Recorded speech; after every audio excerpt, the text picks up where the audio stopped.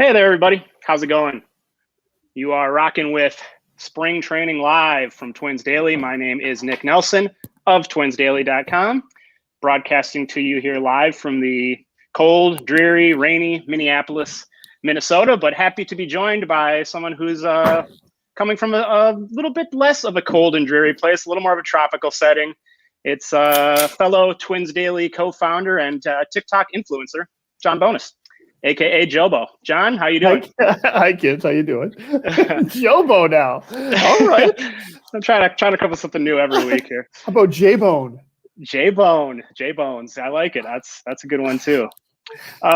So we are bringing to you a show. It's Report from the Fort, Spring Training Live. We are here to talk spring training. It's officially almost exactly halfway done. It was 20 days ago that pitchers and catchers first reported to Fort Myers, and we got 21 days to go until opening day. So we're halfway home here, and happy to be joined by everyone watching. John is down on the scene in Fort Myers. He's been covering Twins camp, and we're going to talk a little bit today about just some exhibition results. Try to parse out whatever meaning we can from the first 10 or so spring training games, and discuss some rumored extension talks with pretty key mainstay fixtures on the Twins. We're going to be joined by another Twins Daily writer later on for that conversation. If you're watching via any platform, whether it's YouTube, Facebook, or Twitter, we have your comments. They pop up on a little feed on the side here for us. So if you guys have any questions for John, you're curious about what's going on down in Florida,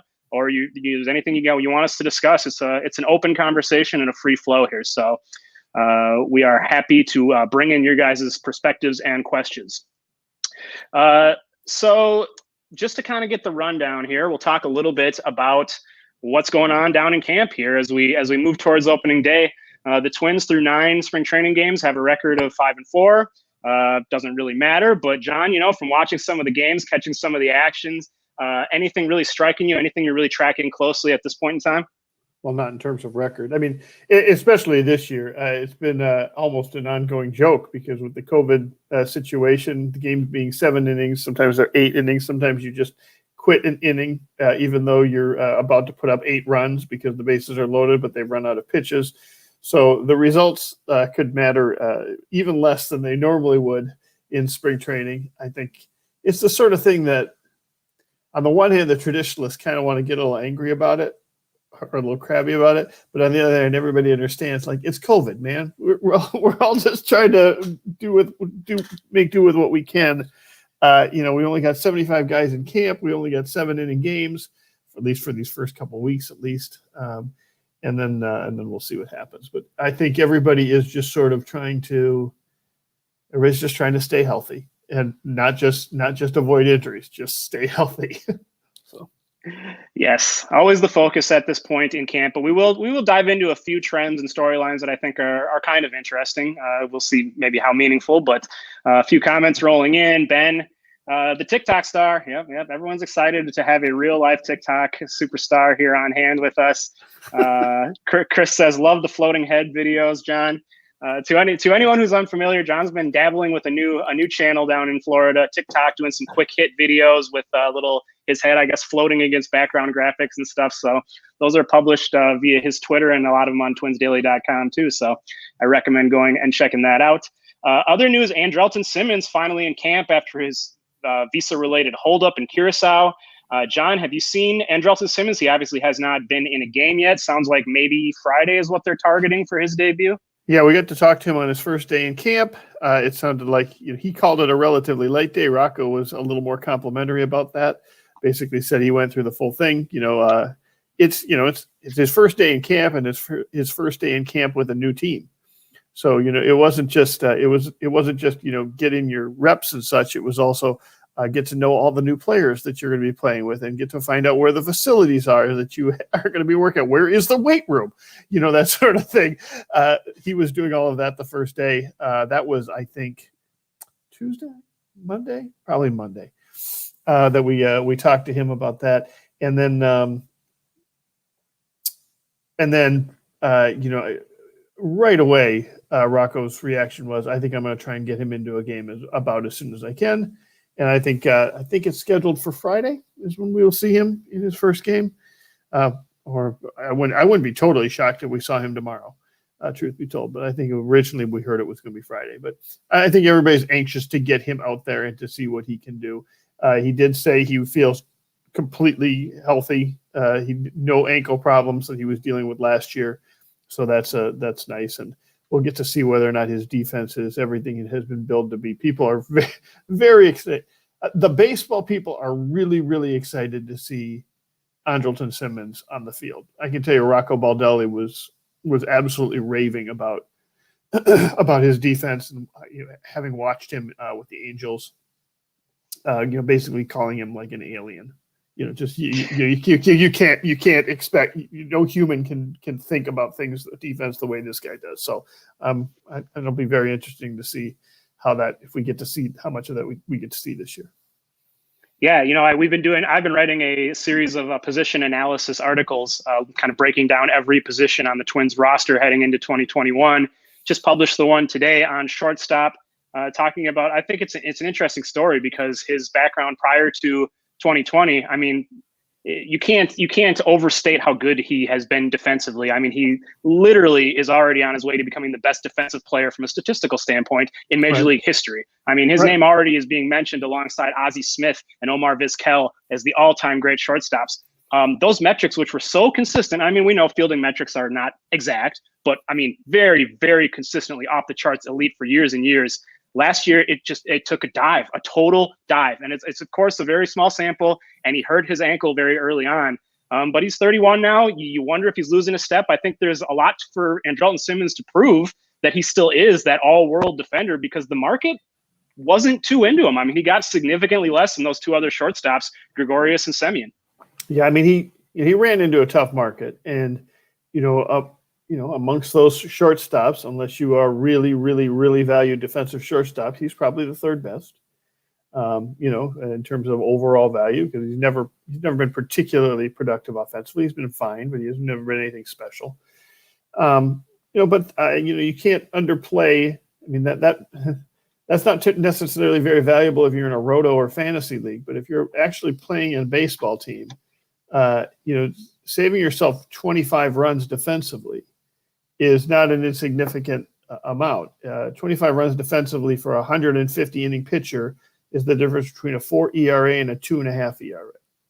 Well, if you think about the difference of what you would pay for a pitcher who has a 4 ERA versus a 2.5 ERA, how much more excited. I mean, that's the difference between, not even J.A. Happ, because J.A. Happ is better than that. But J. Happ and Trevor Bauer have a 1.5 ERA difference, and you can see how much different that is in terms of value over a whole year. Getting a shortstop that can take that same kind of impact on your team, whether it's across a whole bunch of pitchers or not, can be really valuable. So the Twins are in some ways remaking their team from sort of the Bomba squad into a much more balanced team overall. Yeah, it's for all the clamoring for more pitching and maybe some lamenting about not bringing in more arms during the offseason, run prevention is the name of the game, and Andrelton Simmons makes a huge impact in that regard if he's healthy and playing up to his ability. So that article on Simmons, that shortstop analysis piece on Twins Daily today, it includes a 10-minute YouTube highlight reel of his defensive plays over the course of his career. I highly recommend going and checking that out. It'll make you giggle. I mean, there's nothing more aesthetically pleasing to me in baseball than watching a shortstop go into the hole and make an off-balance throw a rocket from short left field and throw a guy out. It seems like an impossible play, but it's something that Simmons really makes look routine. I'm really looking for it. I mean, I get excited watching. One of my favorite things about watching the Twins is watching Buxton in center field, because on a semi-regular basis he's going to make you go, "Oh, giddy up," And I think we're gonna see that from Simmons this year, hopefully at shortstop. Yeah, we should see some fun pitcher reactions. I love the pitchers turning around and just sighing with relief when the fielders do something amazing behind them. Speaking of pitchers, J. Happ in camp, he's passed his COVID diagnosis. He seems to be healthy and settling in. Has not pitched in a game yet. Do you have any sense of when he's going to get some action, and whether there's any concern that he will not be ready to make his start in the opening turn of the rotation? The answer was soon. We talked to Rocco Baldelli about J. Happ yesterday. and he said that he had seen him throw live a couple of innings to some folks on one of the fields, and that he was planning on getting him in soon. Now, I haven't heard what the pitching expectations are, who the starters are for the next couple of days. They've got 2 home games, though, today or tomorrow and Friday, and so I would expect him to probably be pitching for one of those. Okay, that'd be my best guess. Do you get the sense they feel like they can build him up to 80 pitchers or whatever he needs to be at to go in the first week of the season? I don't know if they're super confident about it. The impression we got from Baldelli was he thought he looked very good, throwing those couple of innings to Twins hitters. But he also pointed out, it's not like he just missed camp. He missed camp with COVID. So he's coming back from more than he's not just trying to catch up, and he's his normal self. He's his normal self after having COVID. Showing up late, right? Right, that's right. So, and I think there's going to be natural caution for anybody coming back from that, right? That you're never really sure when you're back and when you're not back with this particular goofy thing. So, I would say it is a wait and see thing. I don't think they are necessarily pessimistic about him being, close to ready by when would he probably have his first turn, like April 5th, something like that. But I also don't think they're super confident about it either. They're going to, I think they're going to be cautious about hurrying him.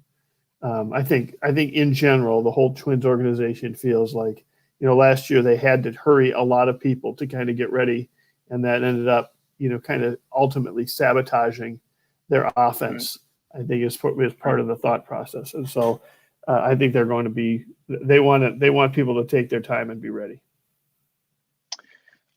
Some other news, this is very fresh news that just kind of came down within the last few hours. Phil Miller of the Star Tribune reported that 3 roving minor league coordinators for the Twins were all let go, as Donegal Fergus, the hitting instructor, Billy Boyer, infield and base running, and Michael Thomas, the catching instructor. And it sounds like, based on follow-up reporting from Darren Wolfson and Dan Hayes of The Athletic, this is related to violating COVID protocols. So the Twins coming down very hard on some coaches that are, these are highly regarded, high-profile coaches in the Twins organization, handpicked by this new front office. I believe all 3 of them. Donegal Fergus was just this past week, I think Aaron Gleeman, had a conversation with him about Trevor Larnach for an article, and so this is pretty big. I don't know if there's any details on what the nature of these violations were, but certainly a sign that the Twins as an organization are taking this very seriously. John, given that this news is so fresh, I don't know if there's been anything that's reached you down there, but anything you've heard or any initial thoughts on this development? I've only heard what you've heard. They don't feel the need to F around too much on this stuff. When somebody's looking, if somebody's looking to sort of set an example, you don't want to be the person that gives them the opportunity to set an example. That was my immediate thought when I saw it. I don't know the details enough to know, whether this was some particularly egregious violation, or what the full situation was. But I think that there's going to be a natural tendency to backslide on COVID this year, right? I think the longer we are in one spot, the more likely it is that people are going to be, reacting to this, are going to backslide a little bit. They start feeling a little bit more comfortable. They start feeling it's not really real, and then suddenly you've got a breakout in the clubhouse, right? Yeah. These are tier 1 guys, and as such, they probably have to follow a little more stringent rules than some of the other folks. It's not necessarily fair. If they were players, I don't think they would be facing the same sort of repercussions but these guys don't have a union. They're still being treated with the same sort of strict measures that the players have to deal with. We just saw Cleveland, suspend a couple of their superstars. I think teams in general are just trying to make it very clear that that we are not out of the woods on this yet. Nobody's gotten vaccinated yet, and we aren't going to screw this up. Especially not early in the season when we've got a chance to get a whole season in.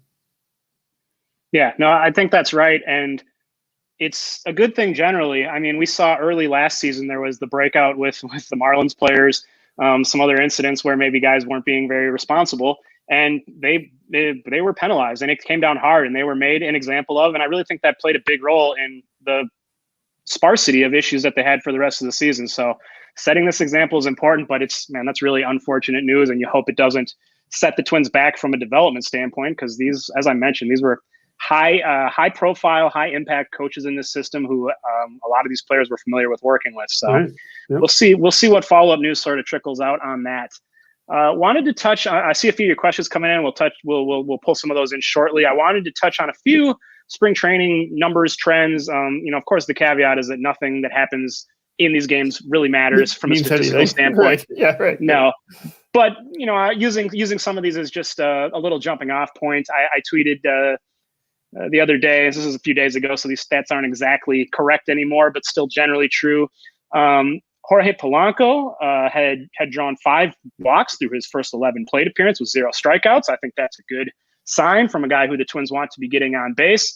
Generally, John, I know Polanco's a guy we're looking at very, very closely, trying to see how he's going to bounce back with the surgically repaired ankle. What have been your sort of impressions of him? How does he seem like he's moving around to you? How does he seem like he's adapting to second base? I'm really high on Polanco this year. If I was going to choose breakout candidates or guys that I would think that are going to beat whatever the over-unders are, right now he would be near the top of that list. I really get the sense that he was hampered for the last year and a half by that ankle. He was basically, if you take a look at it, the word on that ankle injury is that it just absolutely devastated him batting left-handed. It didn't seem to bother him right-handed, but from a left-handed side, and we saw it time after time. I mean, we were commenting about it during the season. Like, what is he doing up there? He just seems to be trying to slap the ball to the left and find a way to beat out an infield single or something like that. It was a very, very odd style for somebody like that. Well, he hit 200 points lower on his OPS from the left-handed side versus the right-handed side. Why that's weird is he's always been better hitting left-handed. His OPS on average over the last 3 years, like 150 points greater on the left-hand side. So when you take away that from him, where he's basically a shell of himself on it for 2/3 of his at-bats, because that's 2/3 to 3/4 of his at-bats, then what you see instead, if you kind of take a look at just his overall splits, that he's kind of gradually gotten better left-handed hitting. He's kind of gradually gotten better right-handed hitting. And then yesterday, the left-handed hitting last year, the left-handed hitting went absolutely in the tank. Well, I mean, that to me just screams the injury. We knew that the left-handed hitting was in the tank. He said the left-handed hitting was in the tank. It was in the tank the whole time. Even last spring, we commented a little bit how he seemed to be not quite himself in the field. And, by the time, the season was starting last year, he already knew he needed surgery on that ankle again. So I'm real optimistic about it. Now. He has looked crappy at second base. We should mention that. He's had a couple, although not probably not as crappy as some of the statistics are showing. Like he had at least one error in third game of the season or something like that, where he was ranging over the second base bag. I didn't think that it probably should have been an error. It was. It looked like it was a tough play to make. I don't think it would be an error during the regular season. Spring training stats are, just like everything else in spring training right now. Some of those statistics are a little bit flexible and misleading. All right. But I'm very optimistic about what we're going to see from Polanco. I noticed. Let's see. Baldelli batted him third on Sunday or Monday, and then fourth yesterday. Cleanup. Now part of that is because they only have so many guys making the trip, right? Like they've got 5 minor leaguers. Your major leaguers are going to bat in the first 4. That's the way it's going to be, right? But they did have him sandwiched between Donaldson and Cruz when Donaldson made his debut, I think on Sunday. So yeah, I am optimistic about what we're going to see from Polanco this year.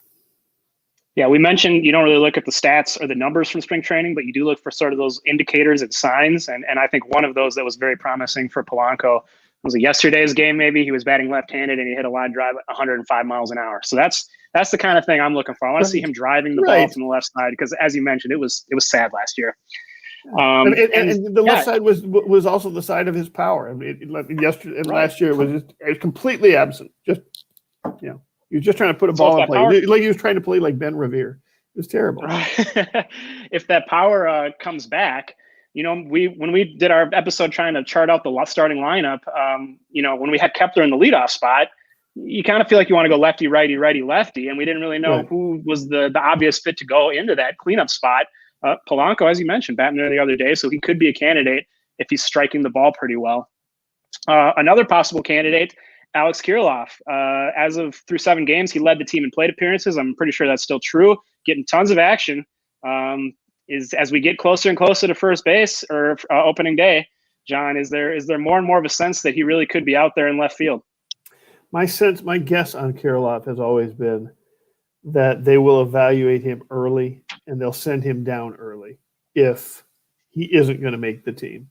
When we don't know exactly what cuts are going to look like this year. I see a question from Mr. Justin Shipley about what the roster cut down days are. We not only don't know exactly when the roster cut down days are, I don't think we ever absolutely know when those. It's not like football. Football has sort of a designated. You have to be down to this many people. You have to go from 80 to 65 by such and such day. Baseball doesn't have that. You just have to have 4. You have to have 26 on opening day. That's what you have to have. So every team kind of ends up making their own way to do that. Now the Twins have generally done like 2 or 3 roster cuts during the season. We can probably guess when those are going to, or during spring training, we can probably guess when those are going to be, etc.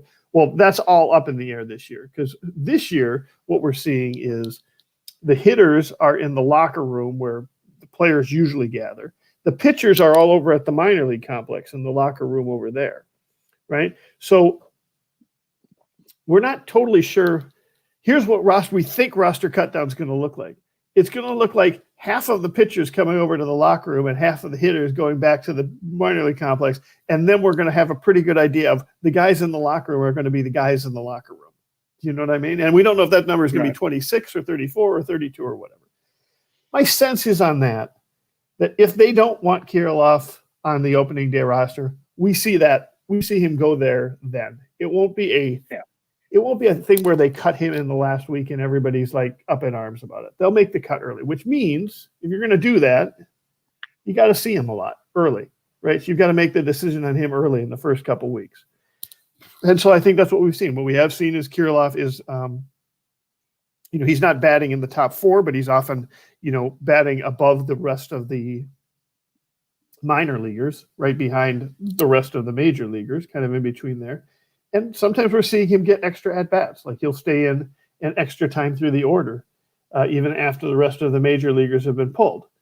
So, I do think they are trying to give him an extra look. I think that, I don't know that they're not looking at the results. I think they're trying to look at, his process and how they feel about him. I am more optimistic about him making this roster than I have been in the past. I never thought it made sense before, but the fact now that AAA is not going to be playing and they're going to have to call him up, kind of cold from the St. Paul site, makes it a little more likely, I think, that we end up seeing him on the team. Yeah, another thing that I have kind of come to realize because I was researching and writing the left field position analysis piece for later this week, and that I haven't really heard talk. I think it's a argument in favor of maybe sending him down to the minors for a little bit that I haven't really heard talked about. In his entire professional career in the minors, Alex Kiriloff has made a total of 9 starts in left field compared to 181 in right field. He's made 35 at first base. He's made more starts in center field. And this is not a fast center field type guy than he has in left field. And I'm not saying that the difference between playing right field and left field is some drastic night and day thing, but they're not the same. I mean, there is a learning curve and there are certain, variables to get used to. So I just think that would be another thing for the Twins to say, hey, we want him to go down and brush up in left field in the minors for a few weeks. That's just another thing that it's not totally inexcusable or just blatant service time manipulation. So that's something they could use that as an excuse, I suppose. I mean, he is playing left field now. Like, they're going to get a sense of what he's doing in left field, and his arm is good enough to play right field. His arm is probably good enough to play left field. So, the ball might spin a little bit. It might drift a little bit differently in left field than it does in right field. He's going to have to make those adjustments one way or the other once he starts playing into big stadiums versus small stadiums too, because that's a different field too. So. Yeah. Twins have hit 7 home runs in spring training. Sort of noteworthy to me that all of them have come from right-handed batters. Big bops from Josh Donaldson and Nelson Cruz, which is, of course, promising. That's what you like to see.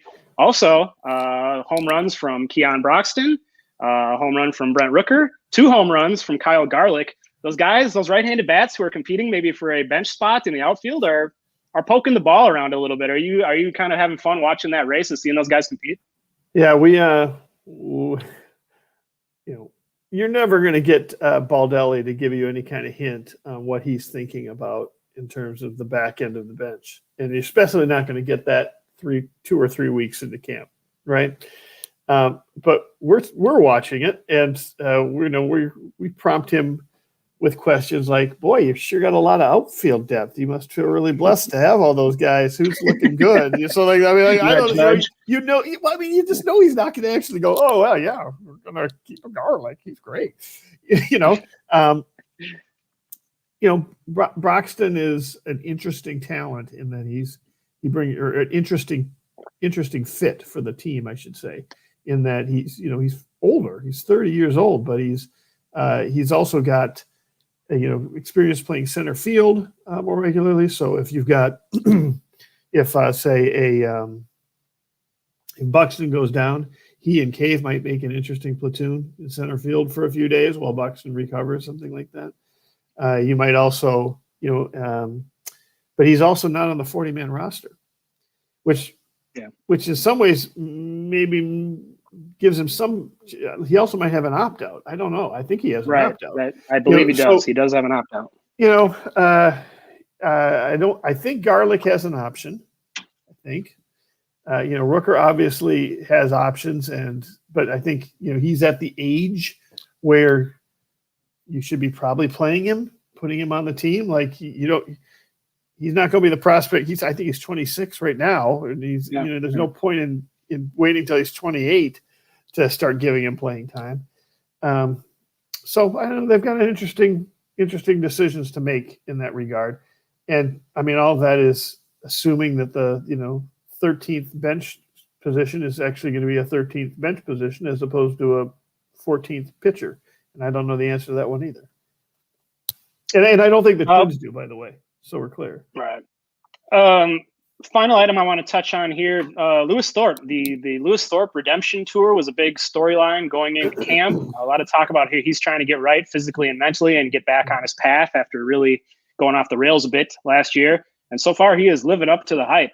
3 innings of work, no hits allowed, 1 walk, 5 strikeouts. He pitched, I think he started on Sunday, and he looked phenomenal. He struck out 3 very good hitters in striking out the side in the first inning. I want to get your impressions just on Thorpe as someone I know you were kind of keeping a closer eye on. And B, a good time to bring up Ben's question here. Have you heard if Thorpe has a 4th option for sure? If Hap can't go, is Thorpe on the opening day roster? The sense that we'd gotten was that he definitely does. I think that's what the Twins thought. Phil Miller reporting last week that that's still up in the air and going before an arbitrator. So that is not set in stone. Yeah, that's what I heard. I have not talked to Phil about it since that was written on Sunday night. I only saw. You didn't talk to him about it on the beach? I did. You know what? I didn't read his story, so I didn't see that part. So, I would like to hear about that. If he doesn't have a 4th option, he'll be on this roster. They're not gonna cut him loose. At least. That is my sense based on sort of the steam around him in camp right now. That I think if you'd have asked me a month ago, I'd have said, boy, I don't know where. I mean, maybe they keep him on the roster. I don't know, but it was a 50-50 call. I think right now they're very excited about that they did not give up on Thorpe. They're very excited about the work that he put in the offseason.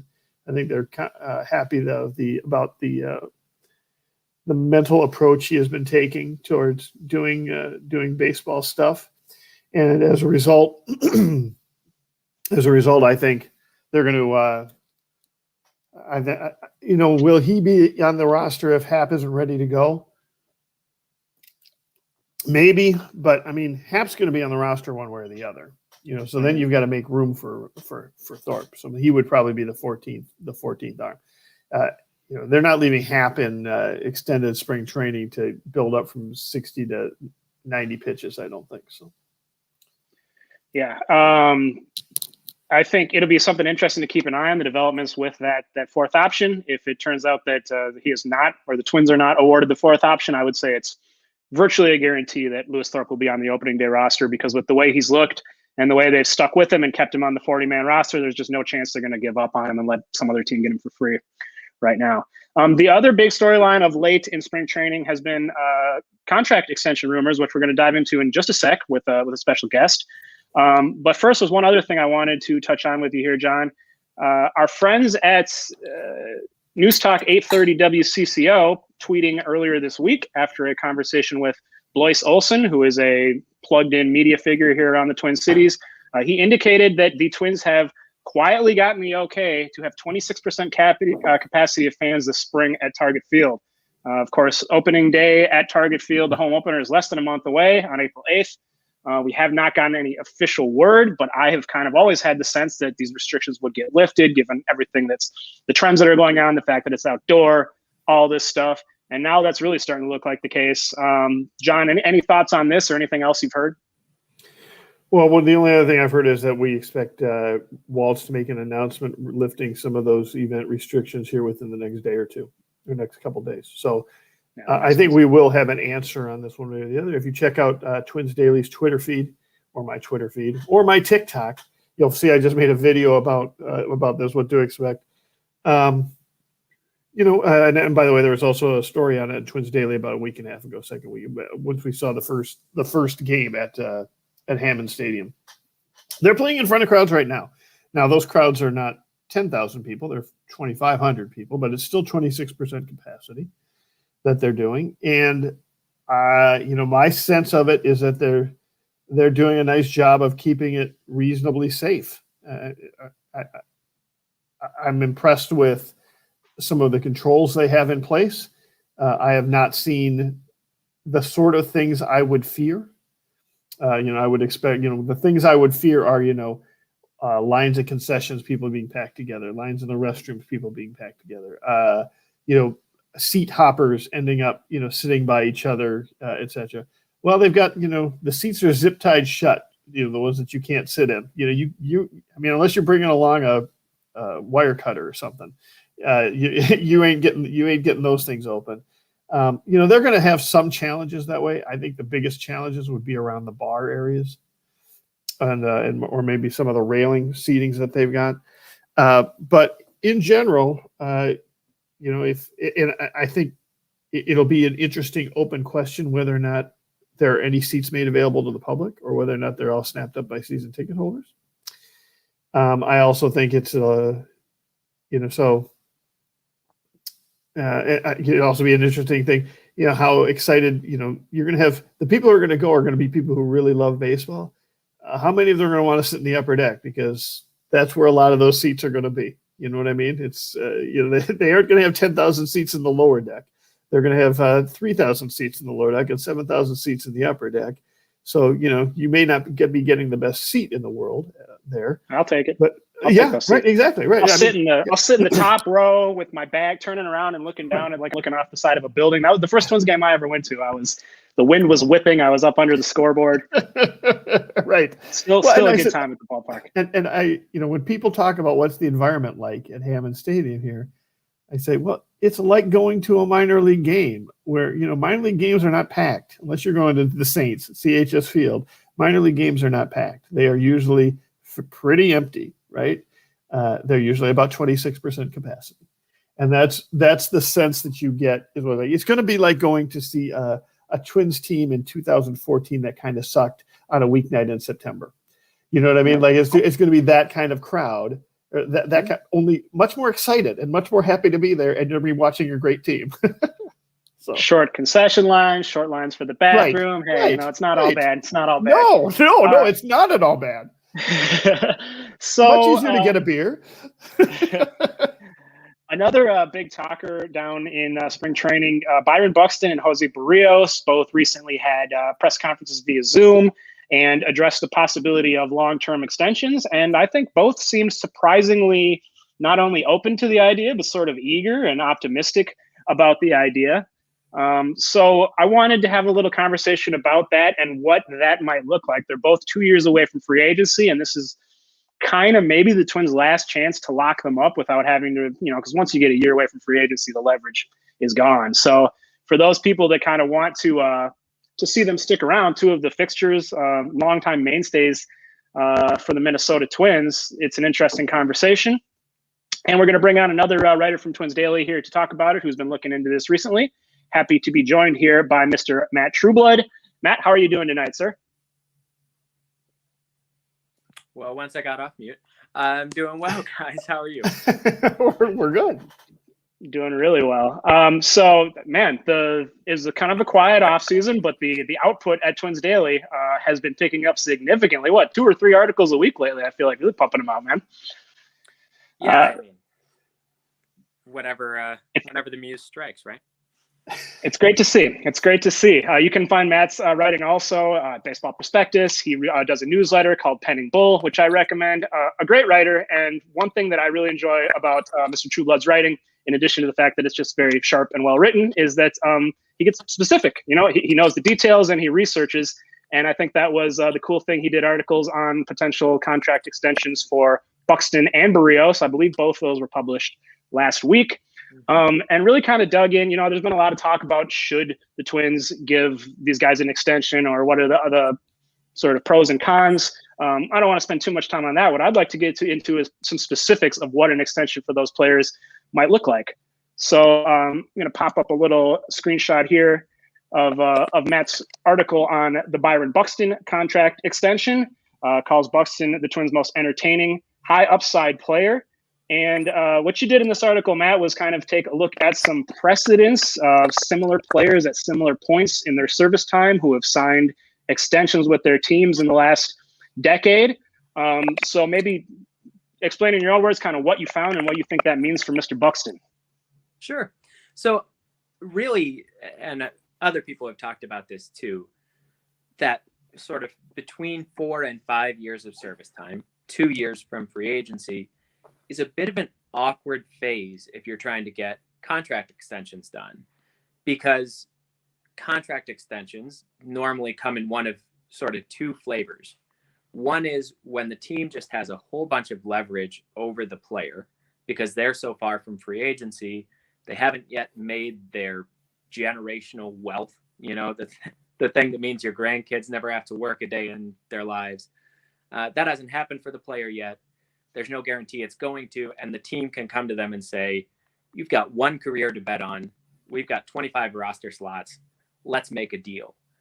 And the other kind of contract extension is the Joe Mauer model, right? Where a guy is much closer to free agency, but you and they agree that you don't ever want to see them play in another uniform. So you sign the big sort of market value deal where you're just paying up front and keeping them forever. Buxton and Berrios, but we'll just start by focusing on Buxton. The Twins aren't and shouldn't be ready to make that kind of leap with him at this point. That second kind of leap, I mean, and we're past the point of the first kind. If we were ever there with a guy who was taken second overall and paid a whole bunch of money just on his way into the professional game, right? So the precedents are thin on the ground for deals like these, but there are a couple of interesting and relevant ones where other outfielders who had sort of stop-start, occasional stall out, and then a whole lot of promise kinds of careers up to that point ended up signing deals that fall into kind of a mid-range. And so those are where we can start to select comparable players. The two that I focused on were Alex Gordon, who was several years ago now, but also Randall Grichuk of the Blue Jays, who signed just about 2 years ago this spring. Yeah, so the Grichuk one is interesting because there's some similarities with there in terms of a top prospect, a guy at the same stage. He signed, as we can see, a 5 years, $52 million extension at the same stage as Buxton, 2 years out from free agency. And then the other example you fished out is a guy that Twins fans are pretty familiar with, and another defensive whiz in the outfield, Alex Gordon, who signed an extension with the Royals in 2012 for 4 years, $37.5 million with a player option. I think it seemed to me like the conclusion you kind of reached, Matt, was that if a Buxton extension was going to be reached, it would probably be sort of a hybrid, maybe something in between these two. It's hard to give him a ton of guaranteed money just because of the injury and durability track record. And it's hard for Buxton. I mean, it's interesting that you brought up Joe Mauer as an example, because Mauer had that MVP 2009 season, and it put the Twins in such a tough spot leverage-wise to re-sign him. They had to pay so much, extravagantly more than they would have had to a year before. And Buxton is a player who, if he's healthy and puts it together this year, they're going to be in a similar position. If they want to lock him up long-term, it's going to be over $100 million probably. So you can see why the Twins would be interested in maybe locking up a couple free agent years. You could see why Buxton would be a little hesitant to maybe do so. So I think Alex Gordon having that player option, if the Twins were able to buy out a year or two of Buxton's free agency, give him a player option so he has a little protection if he does break out, can maybe hit the market a little earlier. Does that sound sort of feasible to you? Yeah, exactly. And I think player options are powerful tools that I think are sometimes underutilized in deals like these. I mean, we hear a lot about contracts that have opt-outs in them. An opt-out is really just a multi-year player option, right? You get to a certain point and you get to decide whether you want to keep going and accept the guaranteed money that's already laid out or walk away and test free agency. And so I foresee deals that could definitely work for Buxton, where over these next 2 seasons, this is another thing. This is sort of where you can borrow from the structure of the Grichuk deal. He was scheduled to make almost exactly what Buxton is scheduled to make this year in 2019, is around $5 million. Mm-hmm. But the Blue Jays not only bumped his salary up to $7 million for that year, but also gave him a signing bonus that was paid out in a handful of installments across the first 2 seasons of the deal. And also in 2020, had a full season been paid, he would have been paid $12 million, which is a big step up, basically giving him what he would have gotten if he'd had a really good season in 2019, and then taking him to arbitration again the next year. So they were guaranteeing him a bunch more money up front. And then once it got to the free agent segments of the deal, starting this season, he's only going to make $28 million over the next 3 years. So it's a very front-loaded contract, which is unusual in a deal like this. Certainly unusual in a deal like, say, Mauer's or big free agent deals. But what it reflected was they understood that this player profile meant Grichuk was most likely to produce the most value over a couple of seasons in which he wasn't in a position to market his services to all 30 teams. So they kind of used that as leverage. Again, made sure they paid him up front and gave him more money than he would have made otherwise sooner. But then the trade-off was they got him cheaper sort of moving into his 30s. And as you say, where you kind of mix in the Gordon model is probably Buxton's not going to be willing to do quite that because he has more upside moving into the second phase of his career than Grichuk does or did. But he might very well be willing to give you a couple of years of control at that kind of medium level if he also has a player option that guarantees him money if he continues to struggle with injuries or things really go off the rails for him. But he can also walk away at a point where he can still make a good salary on the free agent market if that's what he chooses. One of the things I liked about the contracts that you mentioned, you used a lot of creativity in sort of some of the things that we could do, right? Grichuk thing is creative in that and not a bad model for Buxton, in part because if you're the Twins, you're never sure exactly what Buxton's going to do offensively, but you trust his defense for the next 3 to 4 years. Right? Beyond that, then he gets over 30, and I'm not so sure how much you trust his defense. But another one of the things that I liked about it is that, and it's a point of leverage that the team can have, is that rather than, if this just goes the regular steps through arbitration, et cetera, and the 2022 season ends up getting truncated because of a labor stoppage or just canceled completely, well, then all that arbitration money just goes away, right? But both for Buxton and the Berrios, maybe I'm not sure if you mentioned it for Buxton, but I know you did for Berrios.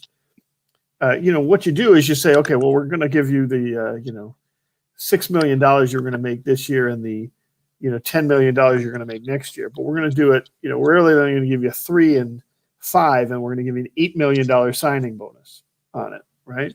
Well, the signing bonus sticks around. You get that whether or not there's a labor stoppage. So you're kind of insulating them from some real downside right after, the year after, players really experienced some real downside.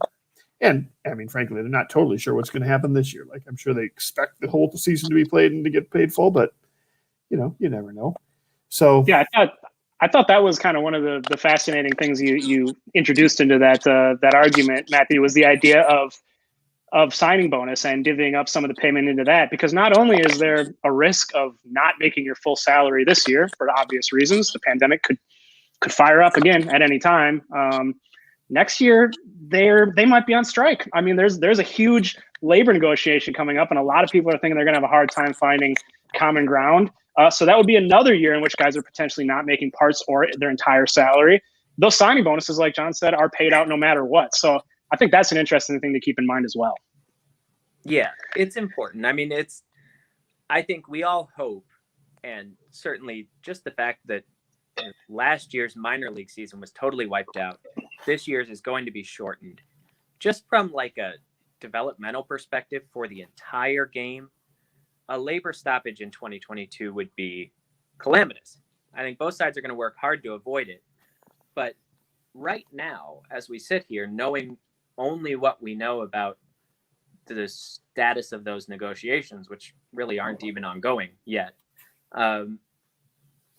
I think everybody has to approach it with some caution, and that's going to include players being slightly more open to anything that shields them from the risks associated with the next 2 seasons. Yeah. Yep. So the other player who's been the subject of some extension rumors, Mr. Jose Barrios, also 2 years away from free agency. Quite a different case from Byron Buxton, whereas Buxton has the huge upside that has never been tapped. He hasn't been very reliable to stay on the field. We know what he can do. We just haven't seen him do it very often. Berrios has been as consistent and durable as they come. I don't think he's ever missed a start in his major league career. Extremely consistent performer. Has not quite hit that ace, that true elite ace level. And I think that's what people are kind of waiting for. And that might be sort of a stick in the equation because I'm sure, believes he's got that in them. I don't know if the Twins want to pay for it at this stage. And when you did some research on this situation, it was a little harder to find precedents that were relevant because pitchers like him at his age and his sort of level of service time just historically do not sign contract extensions with their teams, right? Right. The few who have, they're either more short-term deals that extended them just beyond what was already existing. Those were for guys who had battled more injuries early in their career, that kind of thing. And really, you could venture into comparing what he might make to contracts that guys signed after their 5th year of service time. But I didn't feel like that was necessarily appropriate because it's a whole different dynamic with Jose Berrios, and the fact that he is 2 years away for a bunch of the reasons we just discussed, magnified in his case by the fact that I think most of us believe Jose Berrios, with his workout regimen, his demonstrated durability, the way he pitches, his style, all of it, we tend to think he's going to be on the lower end of the spectrum of how much pitchers are affected by the bump from a 60-game season to a 162-game season. But managing that workload is still going to be difficult. It's going to introduce injury risks that haven't existed or been as strong for pitchers just like him over the past few years. So I think this is a moment where he, even as much confidence as he and his representation should very rightfully have in who he is and who he's going to become, you have to be open-minded, at least, if there's someone offering to take you off the hook for all of the uncertainty that comes with ramping up to hopefully 200 innings. I mean, he's never going to get to 200 innings the way the Twins use their pitchers and the way they'll be cautious coming off of last year. But that kind of full workload after a season in which it was more like 60 frames. Well, and right, I mean, and Berrios he always had the reputation. He had the reputation was breaking down. Yeah, right. Yeah, so. He would go through some sort of dead arm or struggle late, in the later part of the season as normal. So I think that's especially something to keep an eye on with him this year. So although I should mention that it has come up that he worked a routine in the off season a little less Iron Man-ish, I guess, than he had worked in previous ones, and that was by the Twins' suggestion and or overseeing him. They did not want him working as hard as he has done in previous off seasons because they felt like that was one of the reasons why he was wearing down. And so and he by all reports followed it.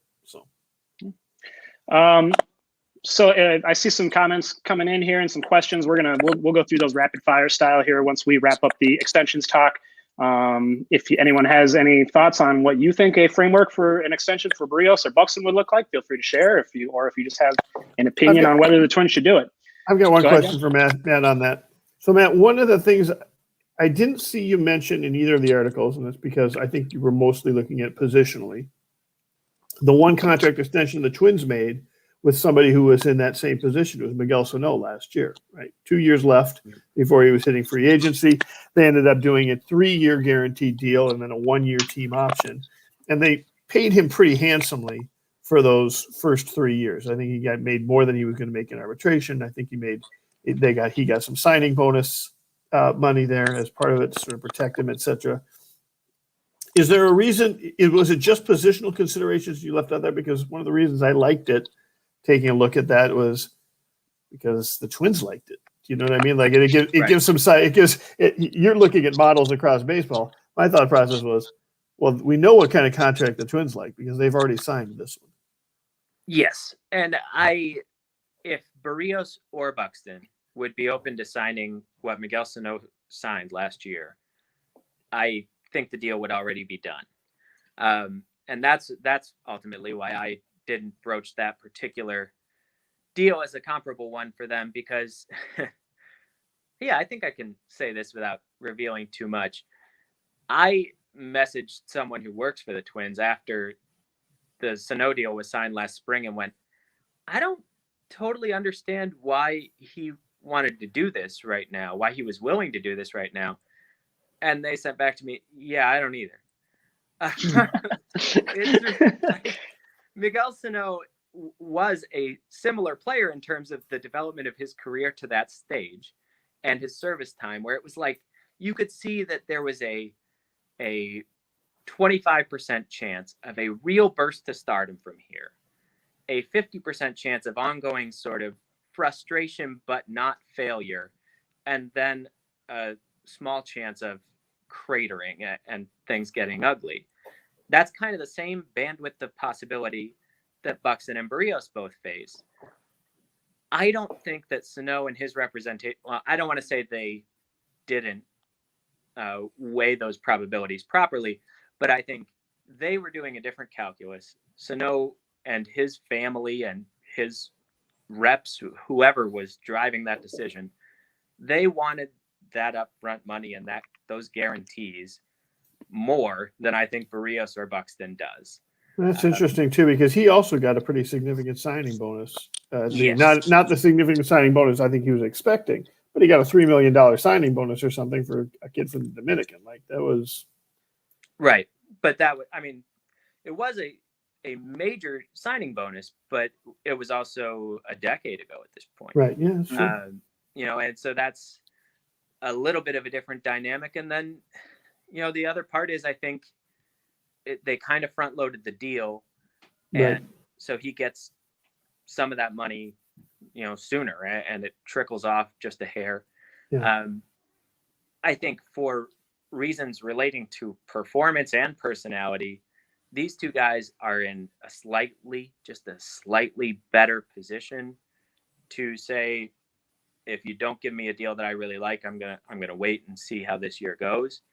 And they're just temperamentally not as disposed to go for a deal quite as easily as Sano was. Got it. Okay. Fair. So I want to walk through this theoretical framework, this very creative, fascinating theoretical framework you put together for a potential Jose Berrios contract extension. Without much precedent, you sort of took pieces of what some other people have done and tried to, I think, find something that might appeal to both sides. And what the hoops you had to jump through, I think, show just how hard it is to come up with something that makes sense. But I'll try to explain it, and I'll let you elaborate. We got 4 years, $43.5 million guaranteed. So that would buy out 2 of his free agent seasons. I think the idea is you overpay a little more than you'd expect in the last couple arbitration seasons, a little less than he might expect to get in those 2 first free agent seasons. A 2025 fifth-year player option for Barrios for $16 million, which would be the most he'd make on that contract. However, the Twins having the ability to void said player option by extending him, by activating basically a 3-year option from 25 through 2027 for $60 million. So basically he would be making $20 million a year in those seasons where he otherwise might have signed as a free agent. Talk a little bit about why you think that would potentially make sense for both sides. Yeah, well, first of all, it does guarantee Jose Berrios a whole bunch of money, and it really sets him up and shields him in the ways we already talked about, from the uncertainty of these next couple of years and not knowing exactly what the free agent market's going to look like, even if there's a successful negotiation of a new collective bargaining agreement, right? But when you get to that stage, where I believe it would be Berrios' age 31 season that he has the player option for. Pitchers, there are so many different ways that he could get to that point and go, 16 million sounds good, and just lock in at that, rather than perhaps be dealing with a qualifying offer hanging around his neck, or maybe he's coming off an injury at that point, or he's just lost the tick of fastball velocity and still trying to figure out his path forward. But if he's still the kind of pitcher that he expects to be, if he even takes the step forward that I know he expects to make and the Twins hope he can make, then he'd probably turn down the option, but the Twins would have this ability to still capture that upside without him losing upside in the deal. That's the major thing. And Barrios is not represented by Scott Boras, but this is a signature Scott Boras move. Jake Arrieta is the model that I specifically noted in the piece we're talking about here, because the Phillies had the right to do something very, very similar to this when Arrieta had a player option for the 2020 season that he had to decide on at the end of 2019. Now, the way he was pitching, it didn't turn out to be relevant because he did activate that option. But if he had turned it down and they had still wanted him, they could have claimed that option instead. The precedent I didn't mention is another Boras client, Yusei Kikuchi of the Mariners. When he came over from Japan, signed a different and maybe even more complicated deal, but with a similar clause. Boras, who has to name everything, and most of his names for things are dumb, but he has named this a swell opt, because instead it's sort of like an opt-out, but the team has the option to swell the deal in size and scope by activating that multi-year option instead.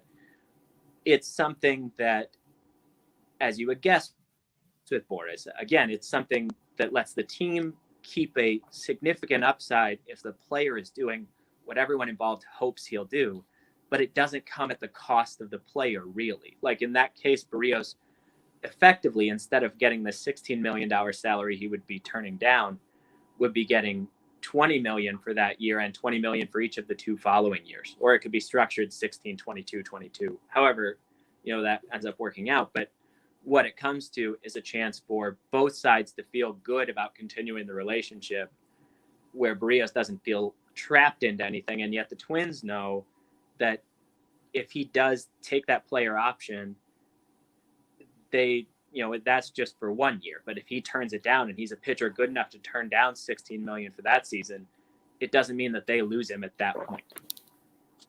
Right. And I think the thing to underscore here is if the Twins exercise this theoretical option and locked him down for $60 million through 2027, by the end of that, even by the time Barrios would be hitting free agency after all those years with the Twins, making all that money with the Twins, he's still only 33, and because he just came into the league so young, he's in line to hit free agency at such an unusually young age. I mean, you mentioned Jake Arrieta. He was 32, almost 33 when he signed his monster deal with the Phillies, that very team-friendly deal. So I think it's going to be tough to get done because he knows these things, but anytime you're a pitcher, security is good. And when you look at the kind of money, like you mentioned, the guaranteed money that he could get in this deal, it's a lot. I mean, it's life-changing. John, when you look at this framework, does that appeal to you? I like the framework. I'm trying to decide if I would take it if I'm the Twins. Here's the thing. I've got him for 3 more years, most likely, if they want him, right? And if not, then because I've got him for 2 years under team control for another $16 million, and then I give him a qualifying offer, provided there's still a qualifying offer when the CBA comes out, which I think there's going to be some version of a qualifying. In some form, they're not going to completely give up that in the negotiations for another $18 million, something like that. So that's 3 years, $34 million. Would I rather have him for 4 years for $43 million? Yeah, sure, I would. But, it's not the biggest guy. There's not an unrealistic chance that he has to undergo Tommy John surgery at some time within the next years. At that point, I've got an opportunity to cut bait on it, as opposed to waiting another year and a half for him to come back. On the one hand, my upside here is that he pitches really well, and I get him for $20 million for 3 extra years. I mean, that's certainly fair. I just don't know. Is he ever going to be more than a $20 million pitcher? I mean, maybe if contracts keep going up, he would be, but he doesn't strike me as somebody who's a $30 million pitcher yet, or somebody who's ready to take that leap. So I'll say this: it'd be very hard. I'm not saying I don't like it. I'm saying I'd have to think about it if I was the Twins. It'd be very hard to get him, if things continue on this path, for $20 million a year in a scenario where you wouldn't also have to be paying $25 million a year when he's 34 or 35. I think that is a huge appeal of That's true. to the Twins to me. It's a very good point. And I think with this front office, I mean, they've shown that they can build on the fly, they can find pitchers, and they like to go year to year and keep flexibility. But it does send a good signal if you give a big payday extension to an internally developed player who has put in all the work and sort of turned into somewhat the player you wanted him to be, like Buxton or Berrios. So there is that sort of aspect to it too. To close out this extension discussion, I wanted to bring up this Twitter poll that our writer at Twins Daily, JD Cameron, aka Jamie, tweeted the other day in light of Matt's article and of these rumors swirling around. He said a thought exercise based on work at Twins Daily from Matt Trueblood and others. If you're the Twins and you can only extend one, who you got? And he said Berrios or Buxton, 1,500 votes in, and it was almost right down the middle. 50.7% in favor of Buxton, 49.3% in favor of Barrios. So I would like to hear you guys answer this question. John, let's start with you. Working sort of under the frameworks and the practical aspects that we've sort of laid out here, if you can extend one, which guy are you going with? Yeah, I think I already answered this in the Glean of the Geek podcast, and I think I answered Buxton. And part of it is I just feel like I've got more – he's got a more unique set of skills, and I've got more confidence in the organization as a whole replacing Barrios than I do in them replacing Buxton. But it is a really close call on this part. too. So and really, For it would everyone, pro- it is, obviously. and it probably comes down to what the contracts are more than anything. Right. How about you, Matt? Which one do you lean towards in terms of preference? Yeah, I loved that Jamie did this and that it came out exactly this way, because it reflects pretty much the way I feel about it too. I'll say Barrios. Not because I am especially down on Byron Buxton, although I think I'm maybe less inclined to believe. Oh, we read your story. Going after our baby boy. It's not that I don't think he can make offensive adjustments. He's made a bunch of important offensive adjustments over the years, and I don't think that he will continue to get injured in exactly the same ways. But sometimes you sort of trade in certain injuries for other injuries when you're the kind of player he is. Yeah. You stop colliding with the walls as hard, but now your hamstring goes just a little bit easier, stuff like that. As I wrote about in the piece on Buxton and the extension, I don't begrudge having a guy that you just pencil in for 120 games a year. I think that's a role that more and more teams are going to turn to in the future, where you just do a little more load management. You understand you're going to lose a guy for certain stretches, but you pay for the explosiveness and the dynamism that he brings when he's in the lineup. But on the pitching side, not having to replace 180 really solid innings a year, even if that's all it is, if Berrios never gets one iota better, that has its own value. Plus, yep. I just am gaga for Barrios, the person, the skill set, what I still think he can sort of shore up. I wrote an article about that too, about the few things that I think we could see him take what would be relatively small steps in terms of by themselves. But given where he already is, he could turn a corner almost any time. I'm really excited. There's a lot of excitement about Barrios down here. Yeah, and I feel he's looked good. A couple of appearances. He hit 97 miles per hour today on the speed gun, and it was a question for Rocco. Like, do we trust the speed gun, Rocco? And Rocco's like, I absolutely trust the speed gun. Well, he was attacking. This is getting into the weeds, I know, but he was attacking the glove side of the plate with his fastball, which is the one thing he has not been able to do for the last year and a half. That was stopping him from really becoming that dominant guy. Meaning he's throwing it in the inner half of the plate. He's not afraid to throw it in the inner half of the plate. To righties. To lefties. To lefties, right. Yeah. Right. Yep. Great stuff. Seth is wondering, is dynamism a real word, True Blood? I think it is. I don't know, right? Right.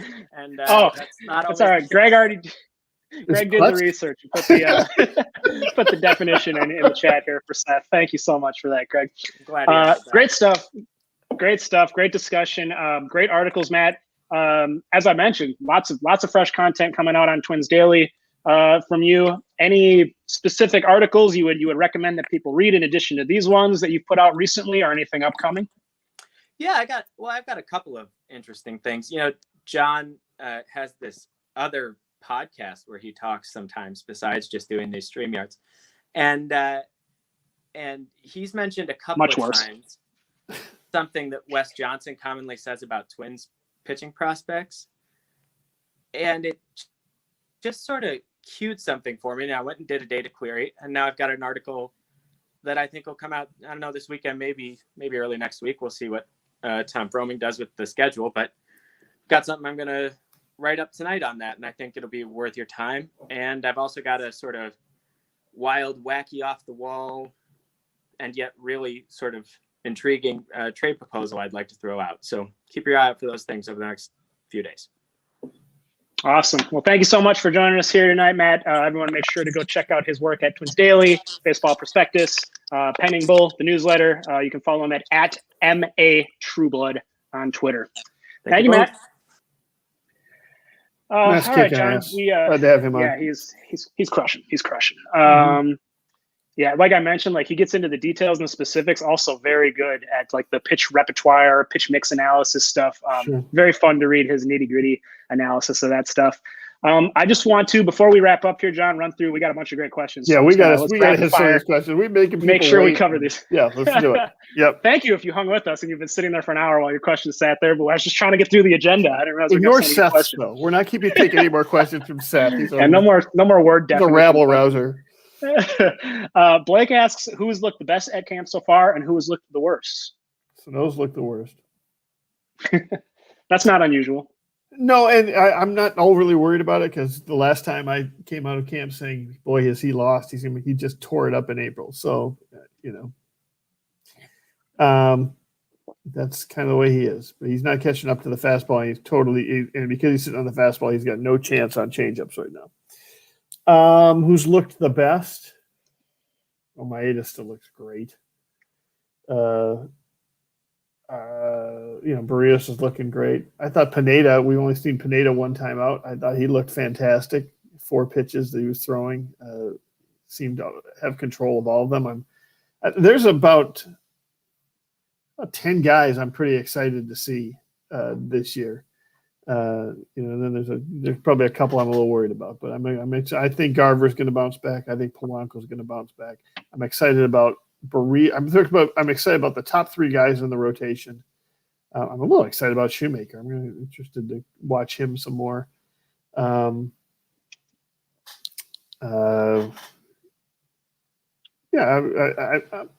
maybe a little concerned about Kepler. I don't know. He just hasn't struck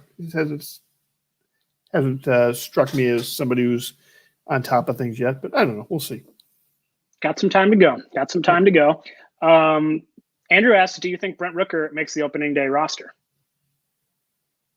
Yeah, I do.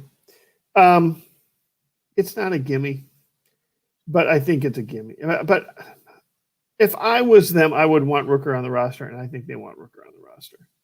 So, certainly if Kiriloff is off of the roster, he's on the roster. But even if Kiriloff is on the roster, you want a right-handed bat. So are you going to really replace Garlick or Buxton?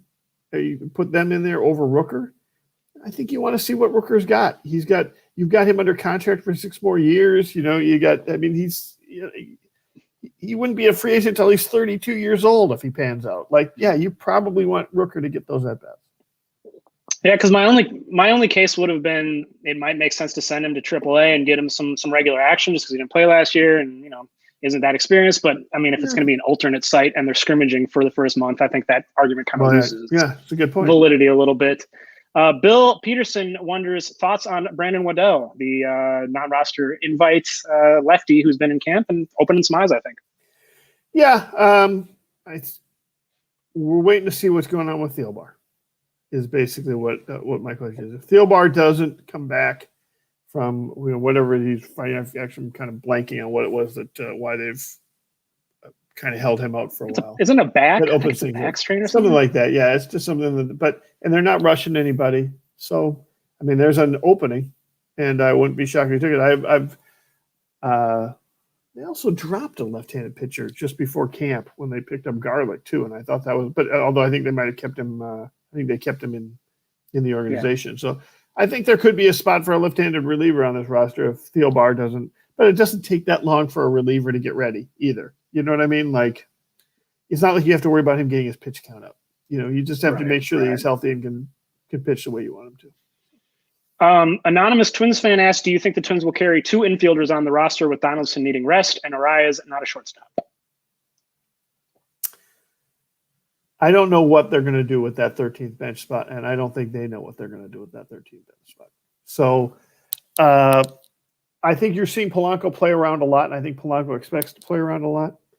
So I don't think they're too worried about the fact that Arias isn't a shortstop. They think Polanco's the shortstop. Right now, does that mean they still would not carry a JT Riddle or something just to kind of provide some? And in fact, especially the fact that they, reportedly been talking to Danny Santana prior, not that he's a shortstop either, but they were clearly looking to maybe bring another infielder into camp at some point. So the answer is I don't know, and I don't know. I think what's going to happen is we're going to get to the 3rd week of March, and there's going to be something going on the roster that's going to make us think, okay, they've got to cover for this, and that's where the 26th man is going to be. And if that one is Simmons doesn't look as good, or Donaldson's maybe a little dinged up, or Arise, but I just don't know what that thing is going to be yet. I will say one reason that I've started to lean towards maybe that they will carry a shortstop capable bench player. If there's one player in this lineup you kind of expect to maybe pinch hit for late in the game, be Andrelton Simmons, right? I mean, he's the only guy who's not really a standout hitter. Fair point. It helps to have, because if it's a close game and you're pinch hitting for him, you probably don't want to put Jorge Polanco or a subpar defender at short. So I think that would kind of be an argument in favor of JT Riddle or someone like that, maybe. Yeah, that's a good default. I mean, that's a good default answer for the 26th guy. Right. That's a really good. Even if nobody is hurt, even if you're not covering for something, if everybody's healthy, that's a pretty good strategy for the 26th person. Yeah, but of course, that's if everyone's healthy. A lot of things still to play out here before opening day. Bill also asked, what would Kiriloff do in AAA, or do in April until AAA opens? Under the assumption that he was sent down, he would do the same thing he did last year, I guess, right? Practice against Twins pitchers. Yep, that's right. I mean, they're going to have great for development. They're going to have a squad in St. Paul doing the same thing that they did last year, and that's what he would be on. So he'll be getting a crash course in left field, is what I say. Mm-hmm. Colton says, hey, Nick and John. John, do you get the vibe, or have you heard anything about the Twins acquiring another relevant player before the regular season? I still like the idea of Shane Green to Minnesota. Kind of interesting to see Shane Green, the relief pitcher, still out on that free agent market. Yeah, I don't. I don't see them. I don't see them paying anything for one. I think if anything, they're trying to sort through what they've got here. It's possible they would, of the areas that I would think they might look, relief pitchers probably one of them. But on the other hand, this team has just never had problems finding relief pitchers. They just seem to always think they can dig them up out of the ground. Was it True Blood that also had a story on the new Matt Whistler? Yeah, Sparkman. Was it Sparkman, right? Yeah, Glenn Sparkman. I just feel like they think they can do that, and so far they've been right. So no, I don't expect them to make any more big deals. They were right recently. Were they right with Matt McGill? I don't know as much. I mean, they've had some projects that haven't been as effective. I guess bridges to Bryce's. But McGill was reasonable for the first half of the year. He wasn't bad. He did a decent job. He was fine. Maybe stuck with him a little longer than was necessary. Bryce asks, still worried about relief pitching, especially in the middle innings. Your thoughts? I guess, as you said, you feel fairly confident. A lot of these relief pitchers have not thrown very well in these spring games. Not that necessarily matters, but are you still feeling pretty confident in that unit? It's a deep unit. I mean, it's been a deep unit. It was an incredibly deep unit last year.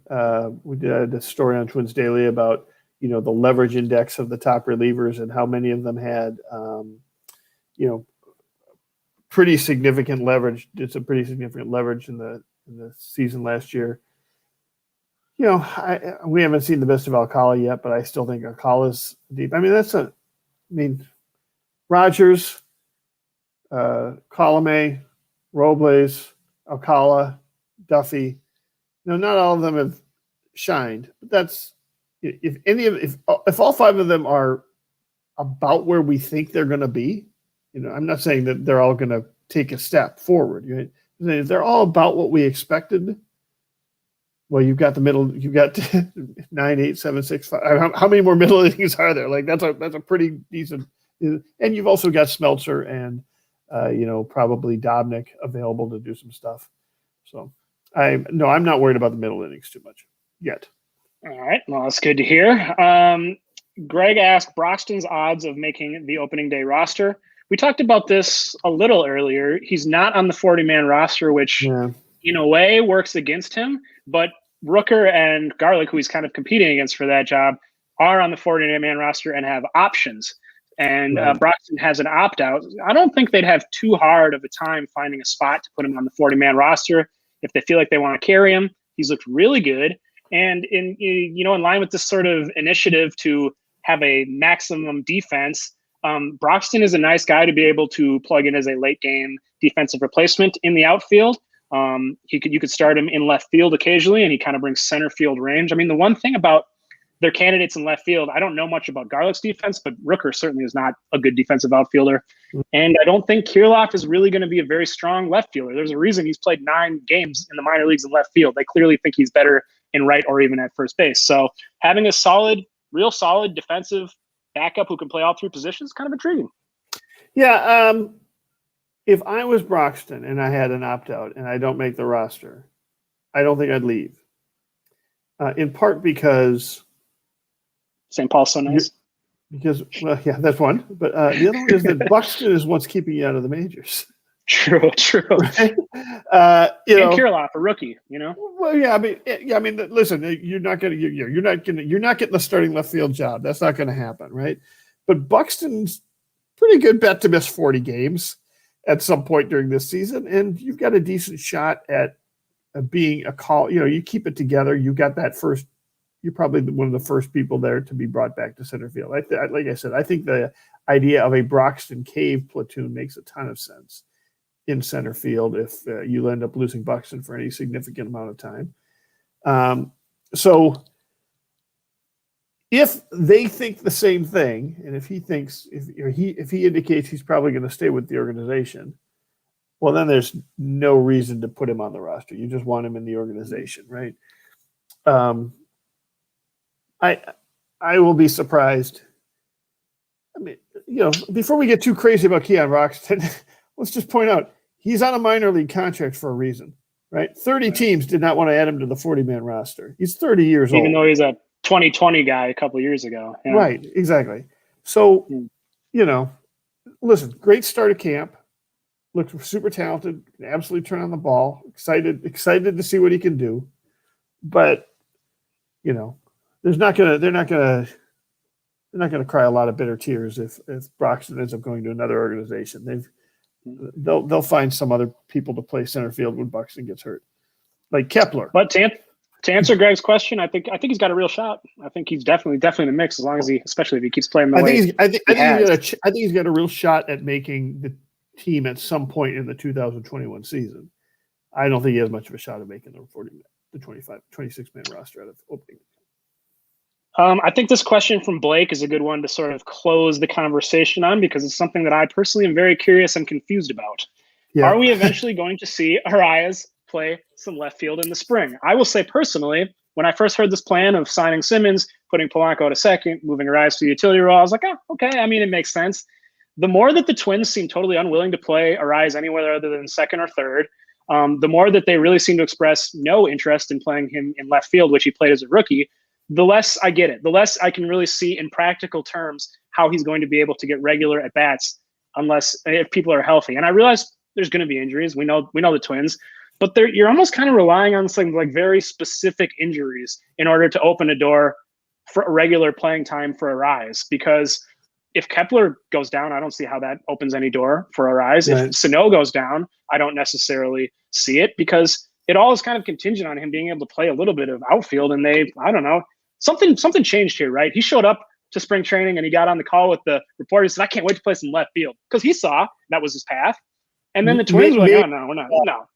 We assumed that somebody had talked to him when we saw him read because nobody had been talking about Arias in left field much before Arias came into the press conference and started talking about playing left field. And we're all like, oh, okay. Well, and then the next conference we have with Baldelli, he's like, yeah, we ain't giving Arias much time in left field during the season. And I thought, that seems a wasted opportunity, but I guess okay. Like maybe they don't think his knee's going to hold up particularly well in left field. That's one of the possibilities, right? The other possibility is that you can say, we're just talking about all these great outfielders that we're going to have to send to AAA. Why are we screwing around with Arias in left field, right? We've got lots of people who can play left field and they can all hit, right? So now not in the same way Arias can hit. I think we're falling into a trap when we're worried about where Arias is going to get at bats. Because I think where Arias is going to get at bats is where somebody gets hurt. They're going to find some way to move people around if people get hurt. Right now, you raise a good point that if that person getting hurt is Kepler or Buxton or even Kiriloff, right? That Arise can't really help out that if he doesn't play at least one of the outfield spots, right? You can shift stuff around if he can handle left field. You can shift stuff around if he can handle right field. But if he's not going to play either of those, none of those injuries help you. But the truth is well, then maybe you bring Larnack up. Maybe you bring Buxton up. Maybe you bring Cave up. Maybe you bring, exactly how you're going to do that. I don't know. Rooker, get some more time. You've got a lot of opportunities on the infield and frankly at the DH for injuries. Josh Donaldson has not been particularly healthy. Polanco has not been healthy particularly. Sano does not have a great track record for being healthy. Polanco was hurt for the last year and a half. Nelson Cruz is 41 years old. Arise should be able to get some time at one of those spots, and I think that's probably where he's going to get a couple hundred at bats and in filling in for some stuff. It's just that that doesn't feel particularly good to say that as a Twins fan. Like, oh, hey, we're losing Nelson Cruz, but we got Arise. Well, I like Arise a lot, but I don't like him as much as Nelson Cruz. I like Arise a lot. I don't like him as much as Josh Donaldson. So, and I just raved about Jorge Polanco. So I don't know. We'll see. It would certainly be a good problem to have if they're having a hard time finding at bats for Arise from a Twins fan standpoint, but kind of a bummer for Arise, who has hit 330 through his first couple seasons and now finds himself without a starting job and relying basically on people to get hurt in order to maybe get enough at bats to qualify for a batting title. That's kind of wild. We did kind of talk a little bit on the last podcast, Give Me the Geek, about how you can probably find his way onto the roster like 4 times a week. He can replace Donaldson once. He can replace Polanco once. He can essentially replace Simmons once by moving Polanco over. He can have him replace Cruz once. So Cruz gets a day off every week. That's 4 times a week. That's not bad. Or Sano, for that matter. That also assumes you're telling Nelson Cruz and Josh Donaldson, 2 of your highest paid leaders, that they have to sit once every 4 or 5 games, which I don't necessarily have a problem with it based on their history. It's just kind of hard to do in practice. Like, they're not going to be happy about it. Right. Great stuff. So you, John, are down there for what, 1 more week? You're heading back next Thursday. Is that accurate? That is correct. We'll be here till the 18th. Great. So we'll probably do 1 more episode next week with you from down there, and then I don't know, maybe the week after that we'll be getting ready for some sort of season preview thing, because now we're starting to get kind of close. Let's talk. One thing I think it'll be Monday or Tuesday. We'll try and do one of these. Yeah, again. Sweet. Yeah. So stay tuned for that. One thing I want to remark on here that is sort of a milestone is, as we speak, it's Wednesday, March 10th. Tomorrow is March 11th, which I know this very well. When it all came tumbling down. It's my wife's birthday. And also it was the day last year that the World Health Organization declared COVID-19 a global pandemic. Tom Hanks was diagnosed with COVID. The NBA shut down. It was very shortly after spring training shut down and all that. So it's been a year. It's been a long year, but it's pretty cool to be able to talk about an opening day that we're pretty confident is going to happen on time. Pretty confident going to have some fans in the stands. And spring training is basically proceeding as planned and as normal. I mean, John, you were down in spring training last year. I think you were there before everything got super weird. But it's been 1 year. What's your sense here, reflecting on all this? Boy, I mean, I think it was probably March 10th when Gobert touched the reported mics. being COVID, and NBA suddenly went, we're shutting everything down, and that's when everybody went, oh, this is weird. It's typical for America, I guess, that we see a sports league shut down, and that's what makes it real. Suddenly they're like, hold it, whoa, what? The Supermen, they can't play. I mean, there was some discussion today with Nelson Cruz on the press conference about his reaction on that day, and his reaction was, at the time I wasn't shocked because the NBA and NHL had already shut down, so we kind of figured it's coming. But at the time, we were still thinking, maybe a couple weeks, something like that. Like everybody was. There was story after story saying, we don't know what this is, but don't expect that it's going to be too short, right? And the truth is that with the vaccines coming out as fast as it did, it's been about as short as it could actually be. And I think people are getting a little bit more impressive. confident, and maybe that confidence is a bad thing because you end up losing hitting instructors and pitching instructors. Certain Twins coaches apparently got too confident. Right. Yeah, it's been a long year. There's no question. It's been a long year for those of us who have lost loved ones. It's been an especially long year, and so I will be very excited if spring, which is always a high point for any Minnesotan. That's always been my favorite of the seasons in Minnesota. He missed a 65-degree day yesterday, man. It was immaculate. I hear you, baby. if that coincides with a return to something approaching normal life, if I can go to a art fair, if I can go to a Twins game, if I can go to a block party, I'm going to be pretty excited about this summer. I think it's going to be a great summer to be hopefully a Minnesotan in general, and hopefully a Minnesota Twins fan. Same here. Well, thank you so much for all your great work from down in Fort Myers. Thank you for joining us tonight, John. Thank you to Matt Trueblood for joining us and giving some of his great insights. And huge thank you, especially to all the people watching who commented or just stuck with us and hung out. If you missed any of this episode or you want to watch other episodes, we've done a bunch of these live streams on all sorts of different topics. You can head over to the Twins Daily YouTube page. Just go to YouTube and type in Twins Daily or whatever. Also, you can Google Twins Daily Podcast.